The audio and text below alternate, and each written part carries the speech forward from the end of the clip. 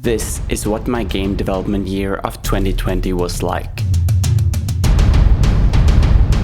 So if you didn't know, I'm a game developer, and right now I mainly make mobile games, some of which try to be more than the typical mobile game. The best example of this is Hoppers. So I obviously spent much of this year making games, but let's talk about what most of you probably came here from, the Cyberpunk 2077 PS1 video. I was caught up in the whole Cyberpunk 2077 launch situation as much as everyone else who played the game, and I figured I'd try making a funny video about it. My idea was simply recreating a bunch of common bugs in the game with low poly models and a general PS1 era look to the game. So I did that, and a few days later I posted a video and it completely changed everything for me. It was reposted by gaming websites, it became the second most upvoted post of all time on the Cyberpunk subreddit, it got a lot of attention on Twitter and YouTube, and it really was the final nail in the coffin of me making devlogs here on this channel. But I'll talk more about that towards the end of this video. The point is that it was a big deal for me, and it kind of overshadowed everything else that happened. 2020 was the year where I learned that the web game market absolutely is a feasible, albeit alternative source of income, and I'm very grateful to Pokey for harassing me and ultimately helping me release my games on their site, because I'm pretty much a lazy person. But for Unity developers, it's so easy to also build your game for the web, so there really isn't any reason not to do it.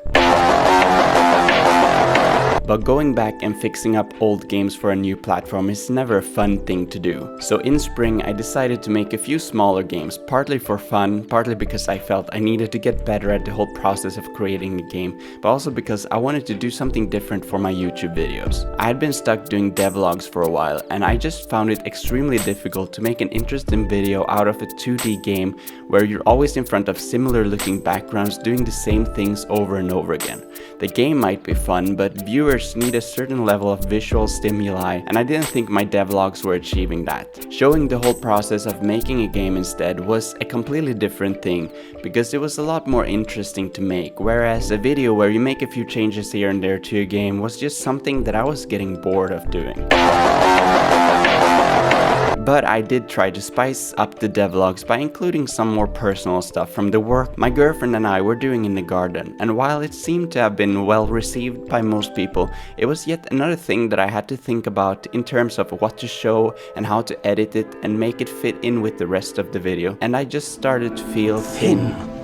Sort of stretched, like butter scraped over too much bread.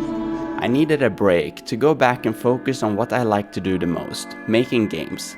I worked non-stop for a month on Bouncing Basketball 2 and made a lot of good progress until I realized that I wasn't even close to finishing it, and the worsened financial situation that I think we all found ourselves in at the time wasn't going to change for me. Something had happened and my player base had dropped significantly from one day to the next in early spring, and it wasn't going to go back up. When it comes to things that I'm not interested in, I'm a reactive person. I don't do things I don't have to unless I want to. I don't spend much time thinking of ways to acquire users and grow my revenue by a certain percentage. I spend my time making games, and that has worked for me so far. I've been lucky. But I was also fortunate to be contacted at this time by a Unity representative who suggested I'd add ad mediation to my games to increase my revenue. And I did, because I had to. And my revenue increased enough for me to reward myself with a quick side project in autumn.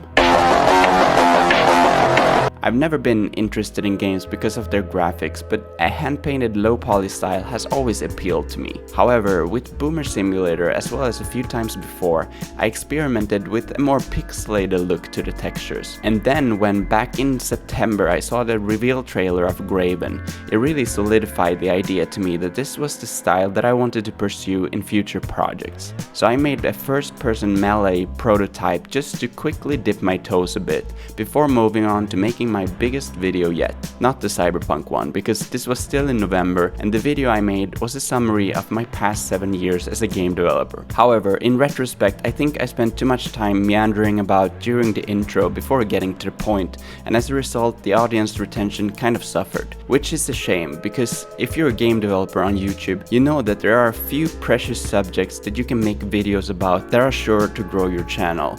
X years/months of game development is one of those. But that video did get me enough watch time to be eligible to monetize the channel, which all in all was a decent outcome to what otherwise was a very disappointing video. Speaking of disappointments, I made a multiplayer mode to Gladihoppers, and not a lot of people really cared, which is a failure on my part, of course. The term too little too late comes to mind, but also there's just too much missing from the game mode to really make it a decent experience. But the feedback I've gotten simply isn't enough to justify me spending much more time on it right now. I did learn a lot from it though, and it's definitely going to be helpful in the future. Which brings us to today and my plans for this year. As I already mentioned, I'm going to stop making devlogs for Bounce Basketball 2, but I will still be working on that game off camera and post updates every once in a while on Discord. I'll try to wrap the project up and release it as soon as possible because honestly I'm at a point where I want to move on to bigger things, and while BB2 is more advanced than anything I've ever done before, I'm still too comfortable working on it. But meanwhile I'll still post videos here on this channel every now and then, just no devlogs for now. I also plan on releasing a quick update for Gladihoppers multiplayer soon before dedicating most of my time to BB2, which will hopefully release sometime in spring or summer this year. After that, I'll do something else, who knows what. Anyway, thanks for watching this video, and I'll see you in the next one. Bye bye.